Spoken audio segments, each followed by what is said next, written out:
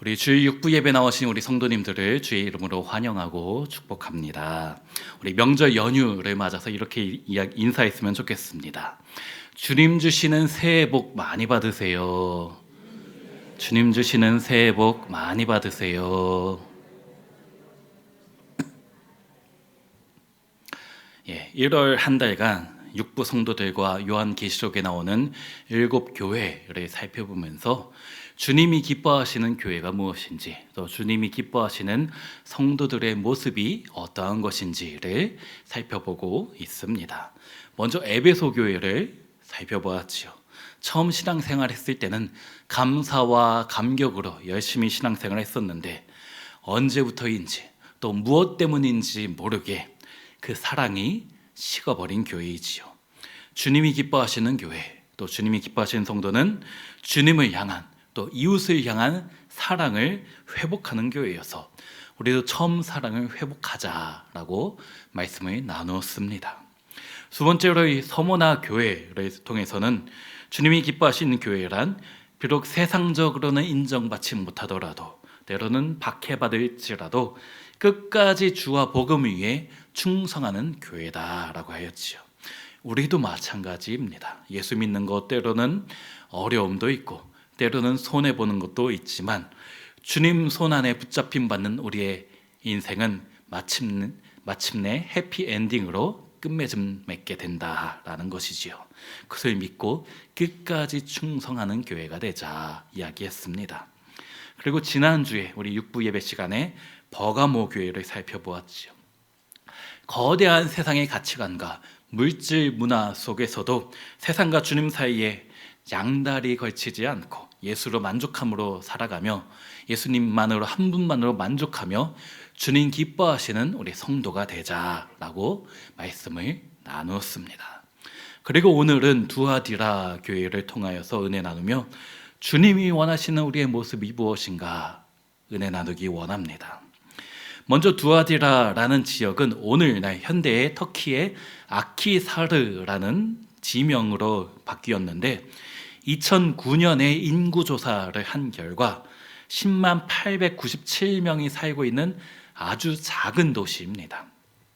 현대 10만 명 정도 사는데 계시록 당시 성경이 쓰여진 당시에도 큰 도시가 아닐 거예요. 아주 작은 도시였을 것입니다. 하지만 이 두아디라가 에베소나 서머나나 버가모와 같은 대도시는 아니지만 상업 활동이 활발한 도시입니다. 특별히 구리 쇠공업과 의류 염색업이 발달한 도시예요. 사도행전 16장에 두아디라 시에 있는 자색 옷감 장사로서 하나님을 섬기는 루디아라 하는 한 여자가 말을 듣고 있을 때 주께서 그 마음을 열어 바울의 말을 따르게 하신지라. 사도 바울이 빌립보에서 루디아를 만났는데 그녀는 두아디라에서 옷을 만들어서 수출하는 사람이었다. 그리고 그 루디아를 바울이 만나서 그녀가 번 돈이 밑거름이 되어서 빌립보 교회가 세워졌다라는 것이지요.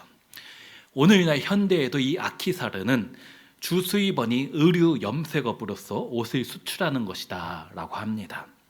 또 구리 쇠공업이 발달했다라고 했지요. 현재 지금까지 발견된 세계 최초의 동전이 BC 7세기에 있었던 리디아 왕국의 동전입니다.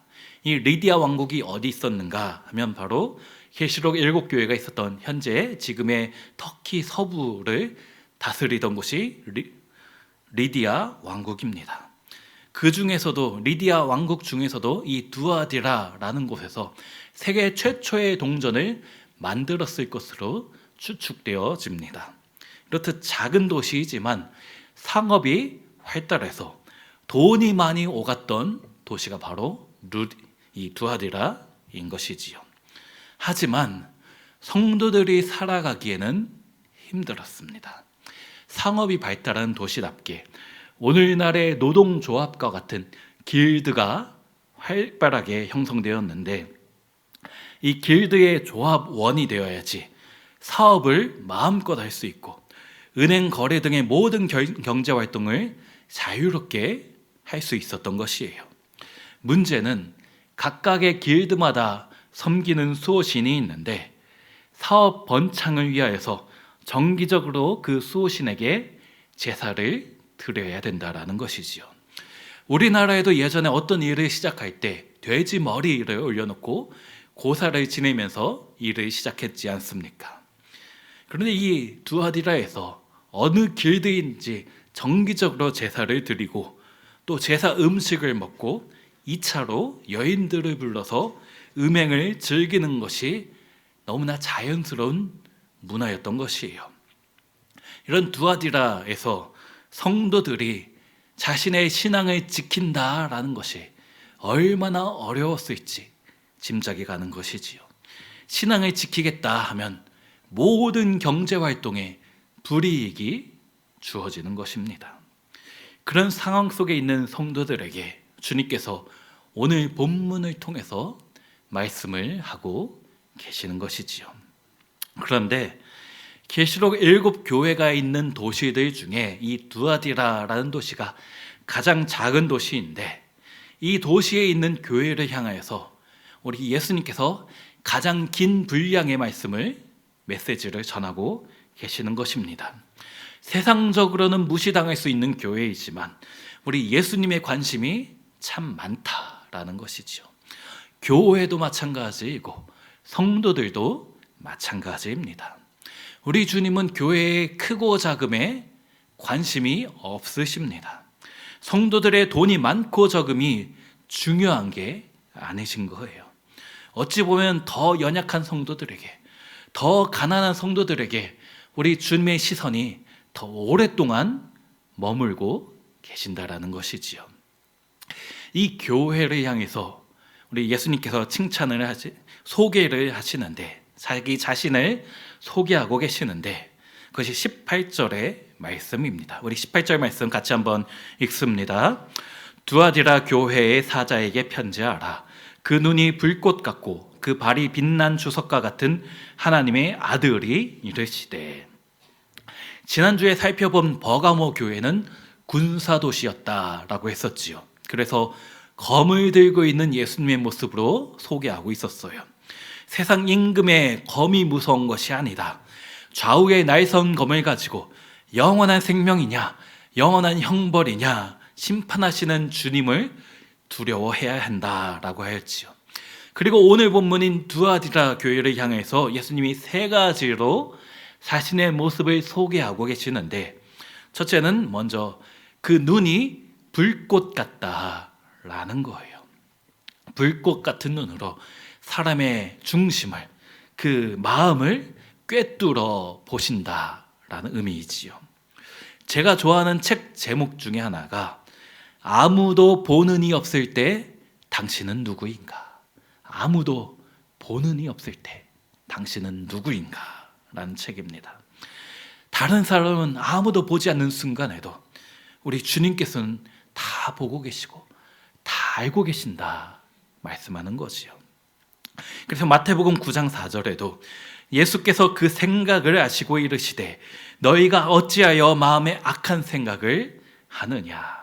우리 예수님께서는 마음과 생각을 다 알고 계신다. 예배 시간 때 지금 무슨 생각을 하고 있는지 다 알고 계신다라는 거예요. 우리 주님 앞에 숨길 수 있는 죄는 아무것도 없습니다. 그 어느 죄도, 어떠한 죄도 사람에겐 숨길 수 있지만 한 이불 덮고 있는 아내는 속일 수 있지만 주님의 눈은 불꽃 같아서 모든 죄가 주님 앞에 드러나게 된다라는 것이지요. 두 번째로 우리 예수님의 발이 빛난 주석과 같다라고 했어요. 구리 세공업이 발달한 도시답게 주석에 대해서 이야기하는 것이지요. 이 두아디라에서 구리의 주석을 섞어서 청동을 만들었는데 이 청동을 로마 군인들의 신발 바닥에 달아가지고 적을 밟아버리는데 사용하였습니다. 그런데 예수님의 발이 주석과 같다. 무슨 의미일까요? 심판하시는 주님입니다. 악한 대적들을 주님께서 발로 짓밟아 버리겠다 이야기하시는 거예요. 또 세 번째로 7 교회 중에 유일하게 두아디라 교회를 향해서만 예수님이 하나님의 아들이시다라고 소개하고 있어요.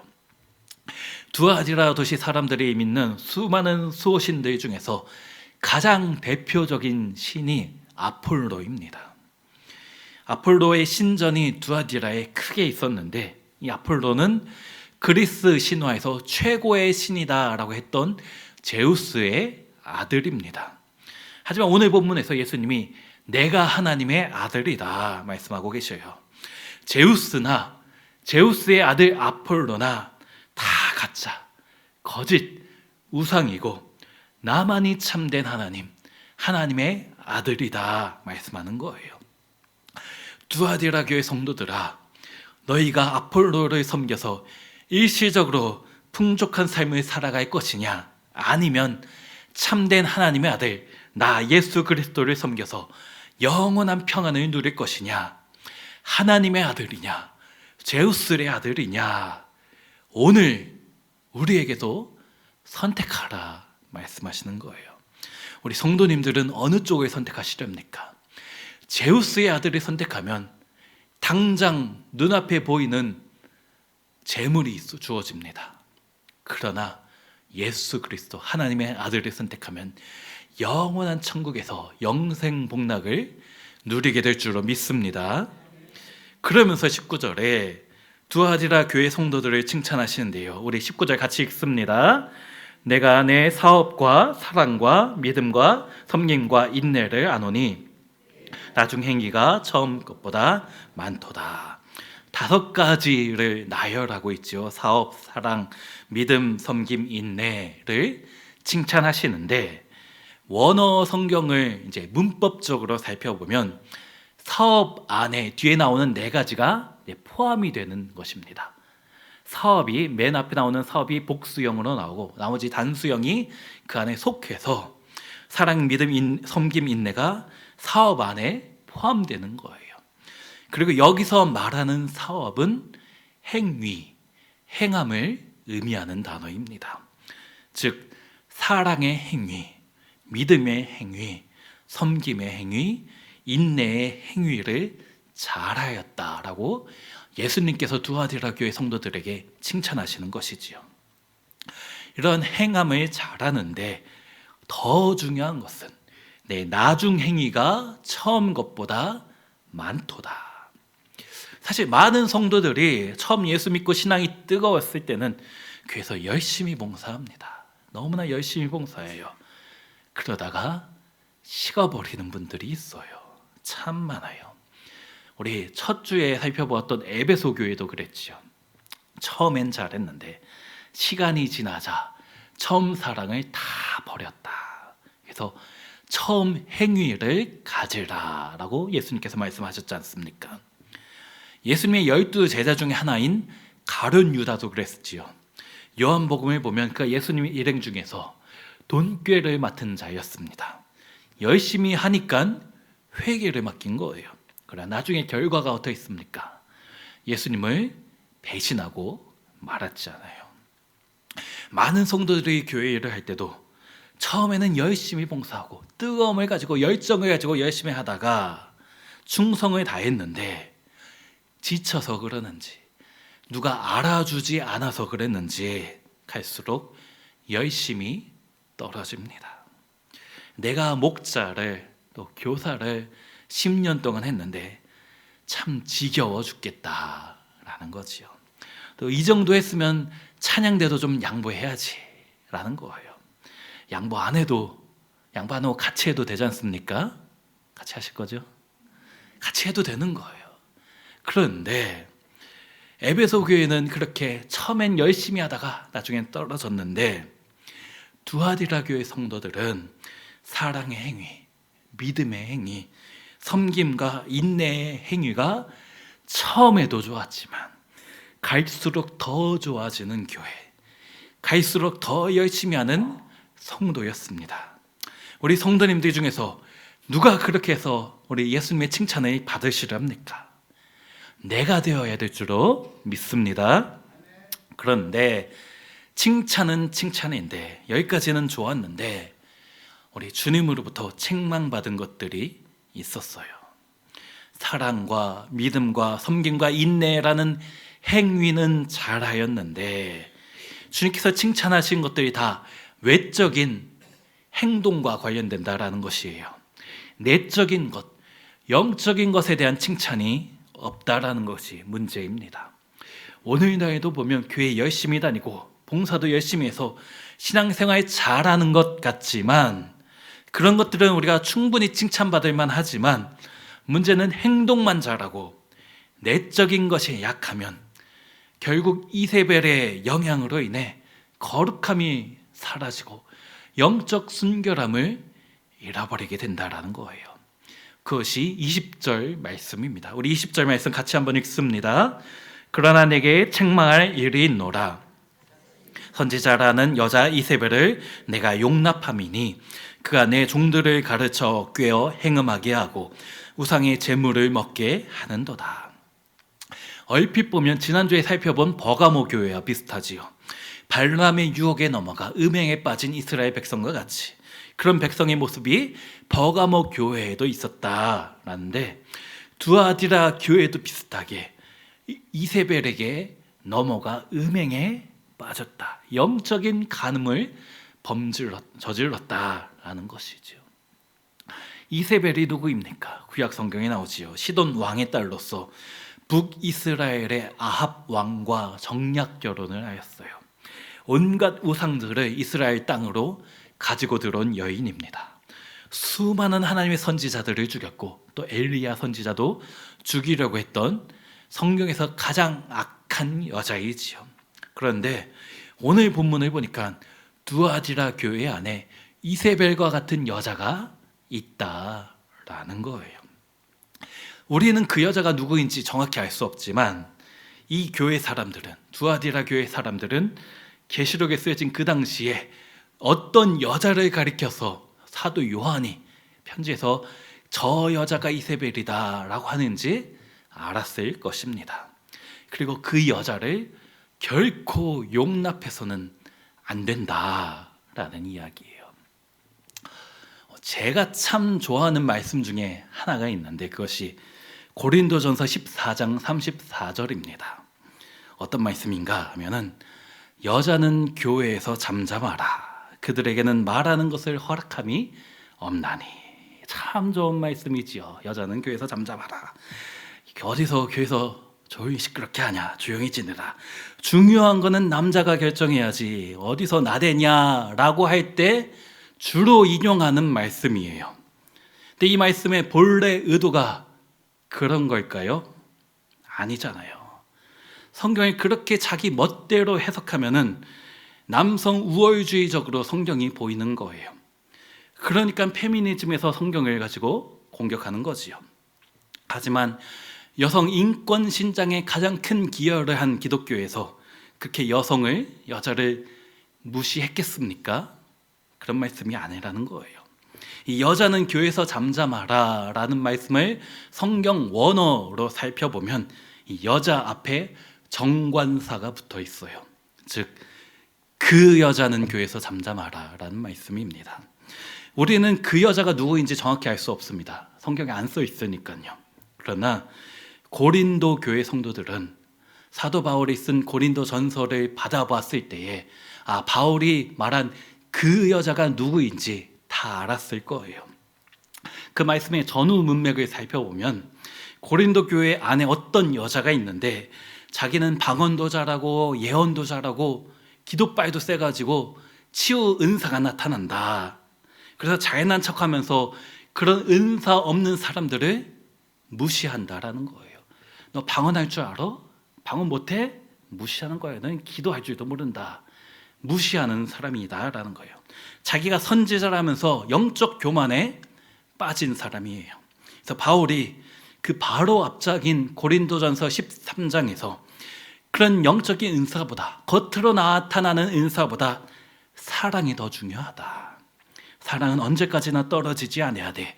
예언도 패하고 방언도 그치고 지식도 패할 것이다. 믿음, 소망, 사랑, 그것들이 훨씬 더 중요한데 그 중에서도 사랑이 제일 중요하다. 방언도 예언도 필요하지만 질서 안에서 해야 되고 또 권위에 순종해서 해야 된다 말씀하는 것이지요. 우리 남자 성도님들에게는 참 아쉽지만 모든 여자는 교회에서 잠잠하라 라는 말씀이 아니에요. 그 여자가 문제인 것이죠. 교회 안에서 사실 신실하고 헌신하는 분들은 사실 남자보다 여자 성도들이 더 많잖아요. 목자도 교사도 우리 여자 성도님들이 훨씬 더 많이 봉사하시지 않습니까? 근데 교회 안에서 남자가 더 중요한 결정을 더 많이 하는 것 같은 이유가 뭘까요? 남자는 더 자존심 하나로 살고 있기 때문에 마음이 넓고 또 믿음이 더 좋은 여자분들이 양보하고 계시는 거잖아요. 맞지요? 예, 그렇습니다. 예, 감사합니다. 어쨌든 고린도 교회 안에 그 여자가 문제를 일으켰는데 두아디라 교회 안에도 똑같아요. 어떤 여자인지는 모르지만 그 여자, 이세벨과 같은 여자가 교회 안에 문제를 일으키고 있다라는 것이죠. 20절을 다시 보면 자칭 선지자라 하는 여자 이세벨을 내가 용납함이니, 자칭 선지자입니다. 공식적으로 임명받은 사람이 아니에요. 남자냐 여자냐가 중요한 게 아니라 공적으로 권위를 인정받았느냐 아니냐가 문제입니다. 우리 성도님들이 담임 목사님의 말씀을 들으시고 또 부교육자들 또 교육자들의 설교를 들으며 말씀에 순종해야 하는 이유가 무엇입니까? 자연한 건 별로 없어요. 우리 성도님들이 IQ가 더 높으신 분들이 많습니다. 하지만 교육자들은 신학교 정규 과정을 나오고 하나님이 주신 교회의 권위로 교회의 공적인 인정을 받은 거예요. 물론 저보다 나이가 더 많이 계신 분들도 있지만은 영적 권위가 그렇게 주어지는 것입니다. 그런데 저 백 목사님 별로 설교도 못하고 별로니까는 다른 데 가서 말씀 듣고 다른 데 가서 성경 공부해야 되겠다 하시면 안 돼요. 이단에 빠지기 쉽습니다. 그런 공적인 권위가 주어지지 않았어요. 신학교 제대로 나오지도 않았는데 기도 좀 잘하는 것 같다고, 기도빨이 좀 세 보인다고, 뭐 불라불라 하면서 뜨겁게 기도한다고, 은사가 나타난다고 쫓아다니면 안 되는 거예요. 큰일 납니다. 자칭 선지자예요. 공적인 교회의 권위가 없는 거예요. 하지만 두아디라 교회 성도들은 이 자칭 선지자 이세벨에게 넘어가고 말았습니다. 처음에는 좋았지요. 처음엔 괜찮아 보였지요. 하지만 조금씩 이상해지는 거예요. 그것이 20절 하반절입니다. 그가 내 종들을 가르쳐 꾀어 행음하게 하고 우상의 제물을 먹게 하는도다. 이세벨에 넘어가서 우상의 제물을 먹었다라는 것이죠. 노동조합 길드에서 장사하려면 자기네가 믿는 아폴로한테 가서 절해야 된다는데 어떻게 해야 될까요? 목회자에게 찾아와 물어보는 것이 아니라 자칭 선지자 이세벨에게 찾아가서 물어본 거예요. 하라는 대로 안 하면 물질적으로 또 경제적으로 손실이 막대하고 먹고 살 길이 막막한데 어떻게 해야 될까요? 고민이 됩니다. 물어보니까 이세벨이 돈 많이 벌어서 교회에다 헌금하면 하나님도 용서하실 거야. 구정 연휴인데 제사 지내고 나서 회개하면 되지. 별거 아니야. 이런 식으로 우상의 제물에 먹게 하였다라는 것이죠. 우리 예수님께서 무엇이라고 말씀하십니까? 그것이 행음이다. 그것이 영적인 간음이다. 말씀하고 계시는 거예요. 우리 안에도 혹시 그런 타협하는 신앙이 있지는 않으십니까? 21절에 또 내가 그에게 회개할 기회를 주었으되 자기의 음행을 회개하고자 하지 아니하는도다. 이세벨에게 회개 기회를 준다는 것이 아니고 이세벨에게 넘어간 사람들에게 회개할 기회를 주신다라는 말씀인데, 여기 회개할 기회를 주었다라는 말씀을 문법적으로 보면 시제가 부정과거형입니다.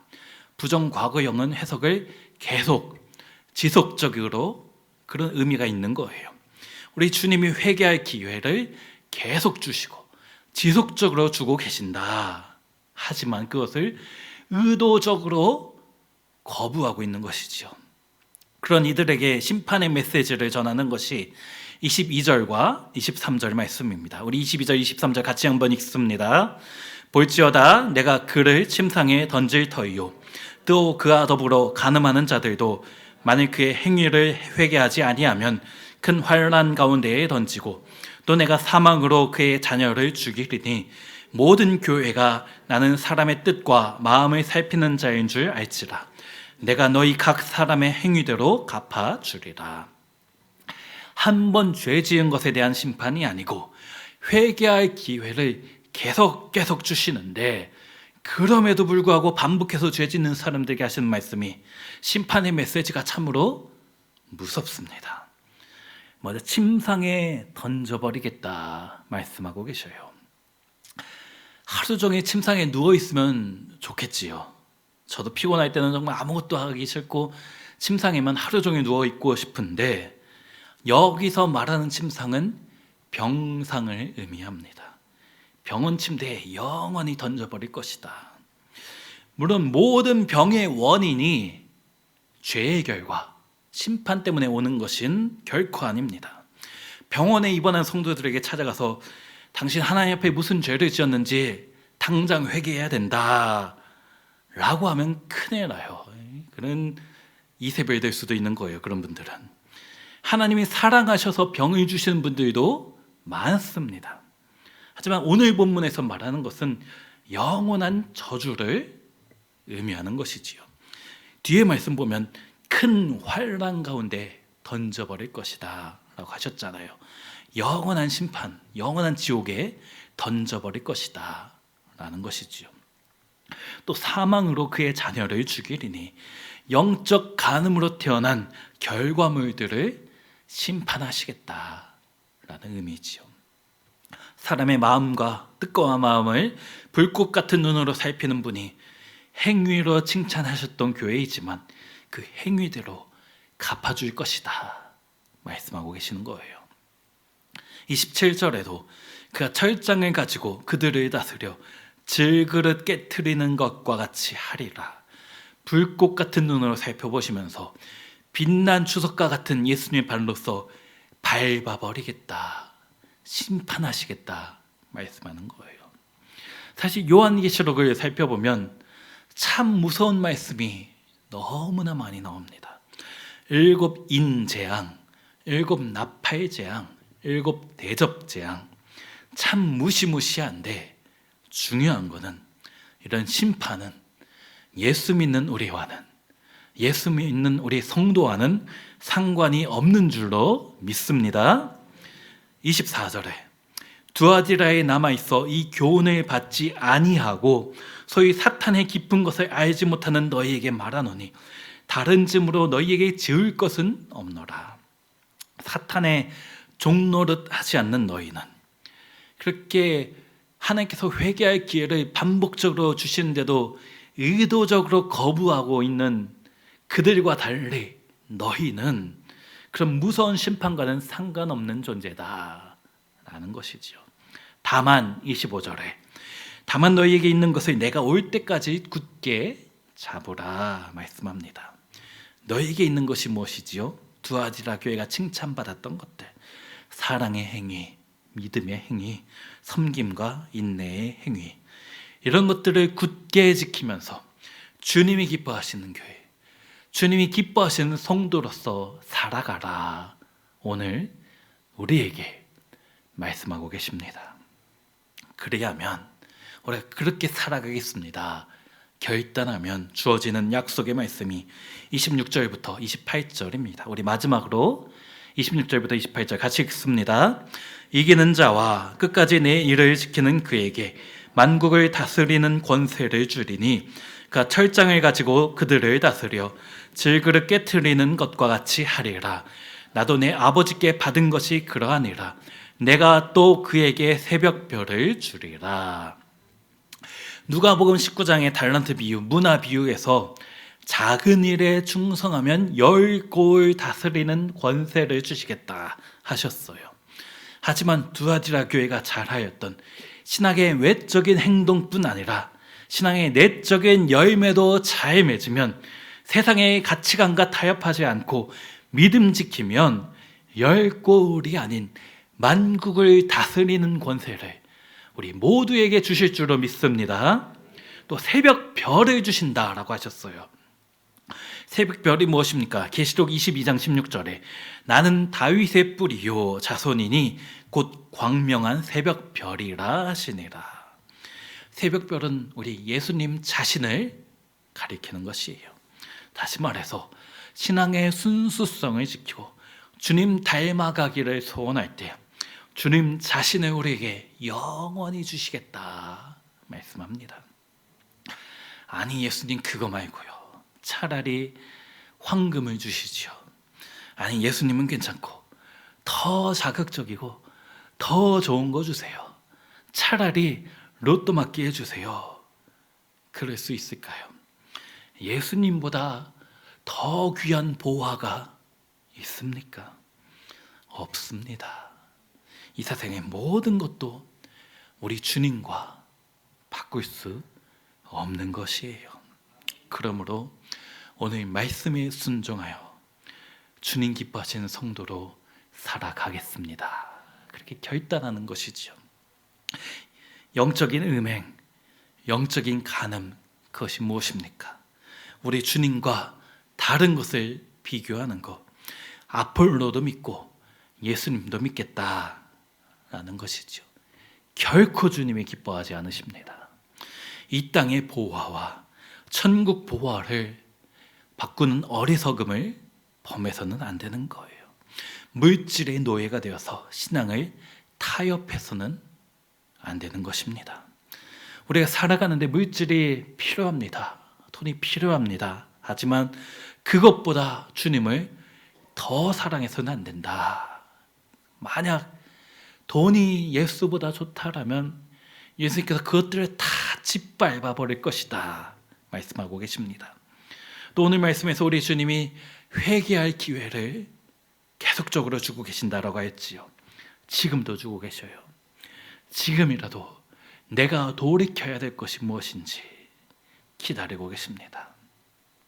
습관적으로 짓는 죄가 무엇인지, 주님을 기쁘시게 하지 못하고 우리 주님의 마음을 아프시게 하는 죄가 무엇인지 살펴보아야 되는 것이지요.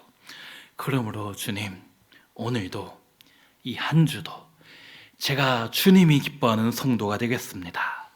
작은 믿음 기억하여 주시고 날마다 주님 붙잡고 살아가게 하여 주시옵소서. 다른 것과 겸하여 예수님 섬기지 않겠습니다.